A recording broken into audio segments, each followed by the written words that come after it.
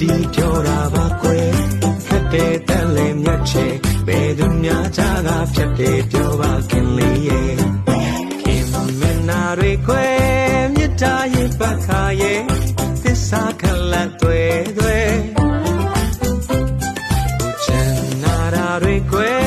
မြတ်တာရဲ့ပတ်ခါရဲ့သစ္စာခလတ်တွေပြောပြခဲ့လို့ယုံယုံကြည်ကြည်ချစ်စေတဲ့နဲ့ချစ်စေတဲ့နဲ့မောင်ကိုချစ်ရင်ပြောပါလားကွယ်လိမ့်မလိမ့်ပွေလိမ့်ရှုပ်တယ်လူညာ